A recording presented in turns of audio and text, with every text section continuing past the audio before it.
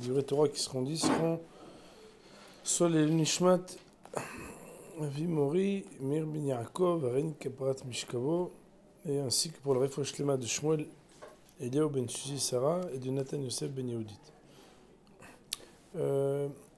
Marqué à la fin de Parashat Noach, Vayi kol haaretz safa echat udvarim ahadim. Et voilà que toute la terre était une seule langue et des paroles uniques. Vayi binos'a mikedem, vayimtseu bik'a be'eretz shin'ar vayishvu sham. Et donc voilà, ils ont voyagé, mikedem. Ils ont trouvé une vallée dans la terre de Shinar, ils se sont installés là-bas. Vayomru ishel re'eu avanil bena leveni benisrefa lisrefa vetei lahem alevena leaven ve'ahemar aya lahem lahomer. Donc ils ont voulu avoir des matières premières pour construire. Vayomeru avanivne lanu ir ou migdal verosho bashamayim ve'naase lanu shem pen nafutz al pnei chol haaretz. Et ils ont eu donc cette fameuse ambition, ce fameux projet, de construire une tour, une ville, une citadelle, qui allait avoir son sommet dans les cieux. Venaase lanu Shem. Et on va se faire Shem, un renom, une renommée. Pen nafutz al pnei chol haaretz, de peur que nous ne soyons nafutz, nefutzim, parpillés, répartis sur la surface de la terre. Voilà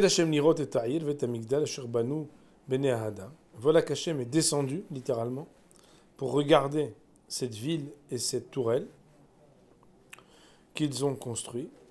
Vayomer Hashem, hen am echad vesafa achat lechulam, veze achidlam la'asot, ve'ata lo yibatzer me'em, kol asher yazemu la'asot. À Kadosh Baruch Hu, il y a deux lectures, il y a la lecture du Yalkut, mais la lecture du Pshat, c'est que ce qu'ils ont voulu faire, ce qu'ils ont voulu comploter, ne pourra pas aboutir. Ava nerda venavela sham sefatam. Littéralement, comme si à Kadosh Baruch Hu, de dire les choses au pluriel, comme si c'était des kohot elyonim qui allaient descendre. Nerda venavela sham sefatam. Pour créer la confusion. Baloul, Bavli, Baloul, aller mélanger les langues. Et que un homme ne comprenne pas le langage de son ami. Vayafetz, nafotz, vayafetz Hashem otam misham al pnei kol haaretz, vayahdelu livnot ha'ir. Et ils ont donc été éparpillés et empêchés de construire la ville. Aken karashma Bavel. C'est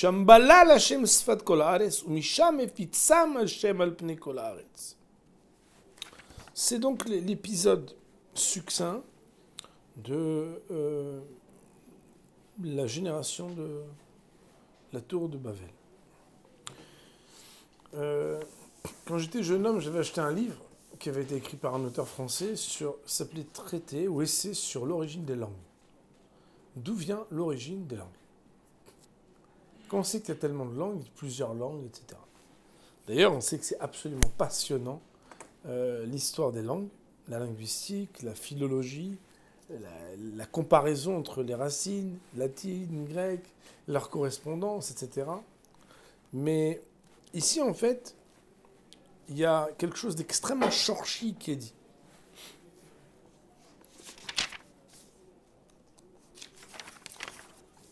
La manière avec laquelle les psukim parlent, il y avait quelque chose qui était Safa Echad ou Dvarim Hadim. Safa Echad ou Dvarim Hadim, ça veut dire que c'était Lashon HaKodesh, que Dvarim Hadim, quand bien même les choses étaient dites séparément, elles se rejoignaient. Je me rappelle une fois quand j'ai commencé à avoir plusieurs activités, pour ne pas dire beaucoup d'activités, j'aime pas dire beaucoup, il y a beaucoup de choses à faire. J'avais été voir le Rav, et puis je lui ai dit qu'au Rav, peut-être qu'il faut faire moins de choses. Et il m'avait dit il m'avait dit, est-ce que tout est un? Est-ce que tout converge vers une seule et même chose ou pas? Et ça m'avait un peu préoccupé. Surtout que le Rav, quand il parlait, c'était comme un sefer, donc je ne savais pas lui répondre. Mais en fait, il m'avait donné comme un spectre pour vérifier. Est-ce que les choses, elles convergent ou est-ce que les choses, elles divergent? Vous vous rappelez peut-être, quand on avait étudié au moins le début, je ne sais pas si avec vous je l'ai terminé, ce fameux Paradis Tzchak de Rosh Hashanah, on avait parlé de Yosef Hatzadik qui avait appris les 70 langues. Je ne sais pas si avec vous on était jusqu'au bout, en tout cas, on avait expliqué que dans la Tsurat Adam et dans la descente de ce qui s'appelait la Komat Adam, il y avait eu quelque chose qui avait été corrigé par Yosef par le fait qu'il avait appris les 70 langues. Et le Paradis Tzchak, il expliquait que les 70 langues, ils étaient parlées par Yosef, mais aussi par tous les sages du Sanhedrin, par tous les Dayanim du Sanhedrin. Il avait expliqué pourquoi.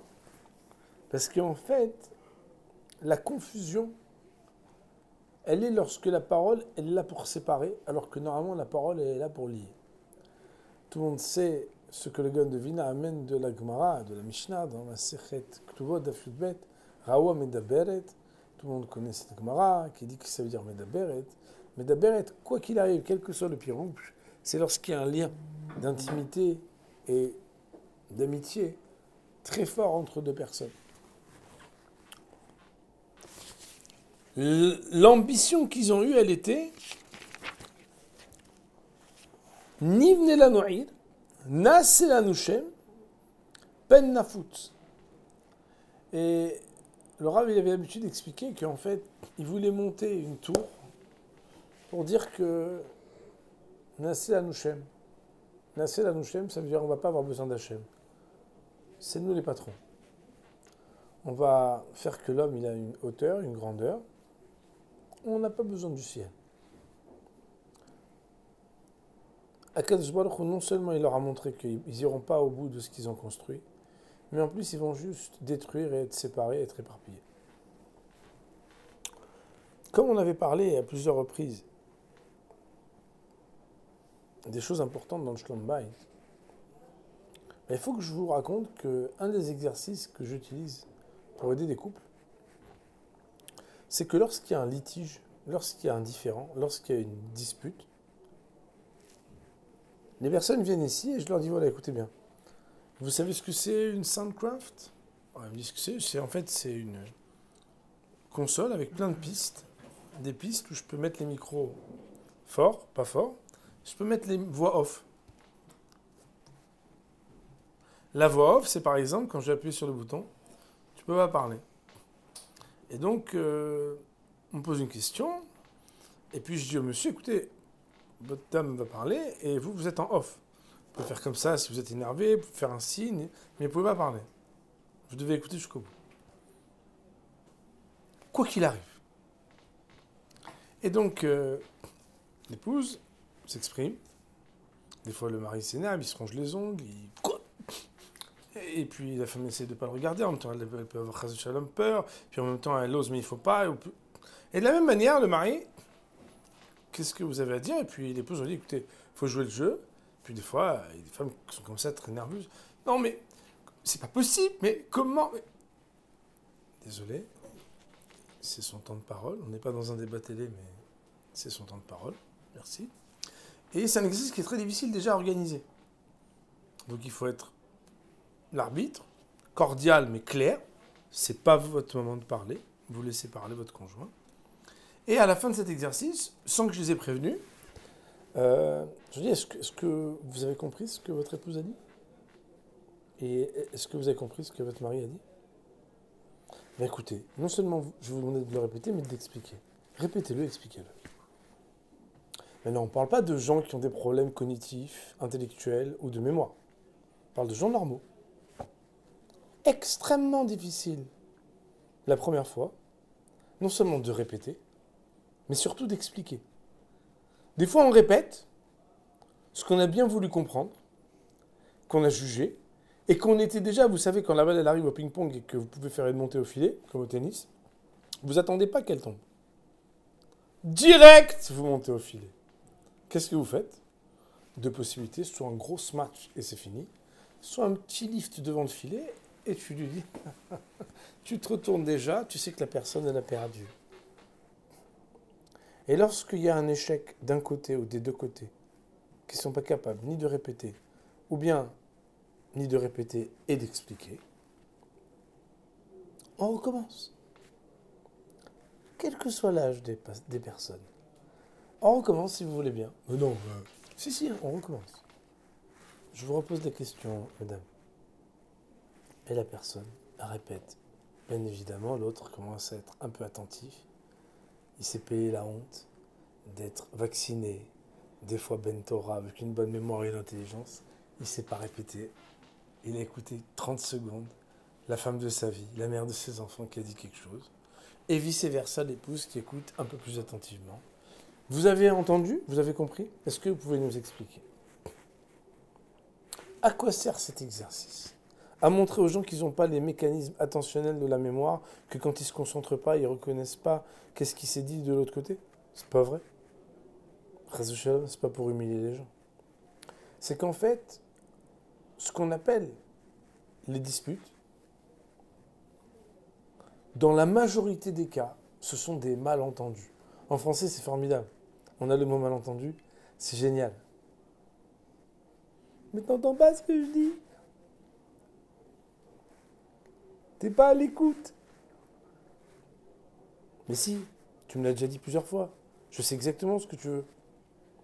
Mais en réalité, l'important, c'est pas seulement de parler safahat, c'est aussi de parler devarim ahadim, devarim meohadim. Rabotai, de quoi ça dépend? Est-ce que on est là, naasé la nouchem ou pas? Dans une discussion, l'important n'est pas de savoir ce que toi tu penses et que l'autre doit accepter sous prétexte que tu es le mari ou que c'est la femme qui est autoritaire ou ceci, ça ne change rien. Parce que si vous êtes deux, quand on est deux, en fait, il faut être capable de parler. Et pour parler, en fait, le Rav il disait que la shmiya ou halek madibour, la shmiya ou sayat adibour. Le fait d'écouter, c'est ce qui fait la parole. Je ne sais pas si ça vous est déjà arrivé. Moi, ça m'arrive et ça m'arrive de le faire aussi beaucoup pour d'autres. Le sentiment d'être écouté, c'est un sentiment succulent. C'est pas explicable. On va parler avec quelqu'un et la personne, elle nous donne l'impression qu'elle a tout son temps, qu'elle s'intéresse vraiment à nous et qu'elle est là pour essayer de comprendre le fond du problème. Notre Rav Zatzal, il le faisait. C'était extraordinaire. On frappait à sa porte, on lui demandait quand est-ce qu'on pouvait venir. Et il nous disait tel jour, ou tel Shabbat, ou tel matin, ou tel. Et on venait. Et Rabotai, vu son intelligence, son niveau, sa réflexion, je pense qu'on n'avait pas commencé une phrase qu'il aurait pu déjà répondre à toutes les questions. Et il nous disait Ken Ani Shomer. Et on avait un sentiment que BMet, il y avait quelqu'un qui nous écoutait et qui nous comprenait. Comment on sait si quelqu'un il nous comprend? C'est bien, c'est simple. Ta'anu hitim, s'il te répond sur le se'orim, c'est que. Vous comprenez? Dans un couple, extrêmement souvent, on est dans le cas de ta'anu hitim ve'odalo se'orim. Pourquoi? Parce que premièrement, on n'est pas à l'écoute. Deuxièmement, écoutez bien les mots. Il y a des choses qu'on n'a pas envie d'écouter du tout. Et le problème, c'est que ces choses-là, c'est ça qui crée Nafot, Vayafet Sotam. C'est ce qui fait qu'on est séparés. Non, mais on vit ensemble, on a des enfants, tout va bien. C'est vrai. Mais Rabotai, si on ne peut pas se parler, et on ne peut pas se parler des choses importantes, si on n'est pas à l'écoute de l'autre, on a un problème. C'est la raison pour laquelle, en fait, c'est dans les malentendus, quand on parle la même langue, que tout s'écroule. Parce qu'en fait, on est là pour être tzodek, plutôt que pour être sadique. On est là pour avoir raison. On est là pour que l'autre nous écoute. Non, mais attends, je vais t'expliquer. Mais si l'autre, elle a quelque chose à te dire, il a quelque chose à te dire, il faut être capable de l'écouter. Et en fait, c'est ça, apprendre les différents langages. Mon Rabotai, c'est vrai avec les époux, c'est vrai avec les enfants.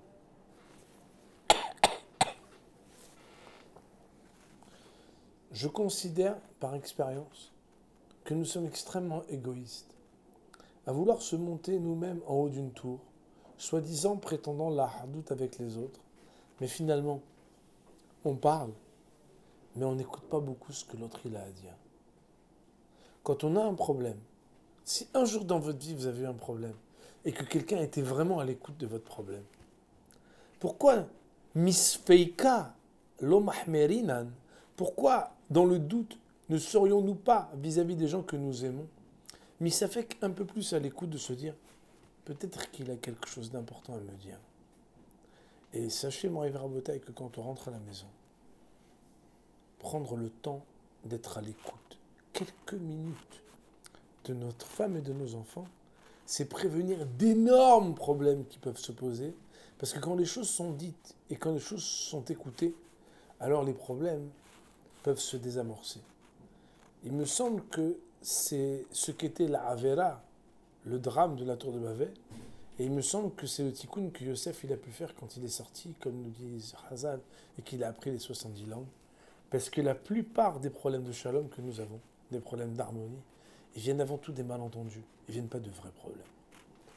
Donc, c'est ma chère, on va dire Baruch Nidya Olam Amen.